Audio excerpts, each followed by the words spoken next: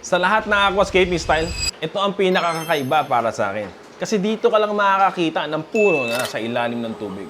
Marami nakakakita ng aquascape bonsai online. At dahil dito, nagkakaroon din ng maraming tanong. Ang unang tanong dito ay kung paano to ginawa. Pangalawa, kung buhay ba ang puno sa ilalim ng tubig. Pangatlo, tinatanong din nila kung kaya nila itong gawin. Ngayon, sasagutin natin yan. Ang bonsai aquascape ay isang aquascaping style na ginagaya ang bonsai tree sa ilalim ng tubig. Hindi ito tunay na bonsai tree. Ito ay binuo gamit ang driftwood at spiderwood at inayos para magmukhang puno. Tapos tinatakpan ito ng aquatic moss, plants at roots para magmukhang buhay at natural. At ang resulta, isang miniature sa loob ng inyong aquarium.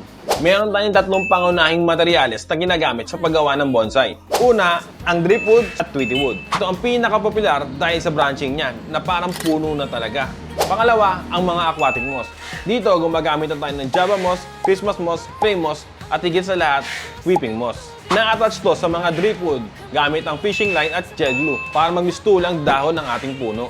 Pangatlo, carpet plant at roots. Ito naman ay nilalagay sa base ng ating bonsai para magmukhang may lupa at mas natural. Ang kadalasang ginagamit na carpet plants dito ay Monte Carlo, HC Cuba, at Marcellea hirsuta. Ang totoo, ang bonsai aquascape ay hindi para sa lahat. Kakailanganin mo dito ng medium to high light. At kung gusto mo rin lumago ng todo ang halaman mo at moss, gagamit ka dito ng CO2 injection. Hindi rin mawawala dito ang liquid fertilizer at ang regular trimming. So paano nga ba magdisenyo ng bonsai aquascape? Una, gumamit tayo ng rule of thirds. Ilagay ito sa kabilang gilid sa kanan man o sa kaliwa para mas mukhang natural. Pero meron din naman mga bonsai na kaya mag-stand up sa gitna ng aquarium. Pangalawa, mag-layer tayo ng moss. Huwag basta-basta maglagay. Dapat mas makapal sa baba at manipis sa taas. Pangatlo, maglagay ng maliliit na bato sa base ng ating bonsai.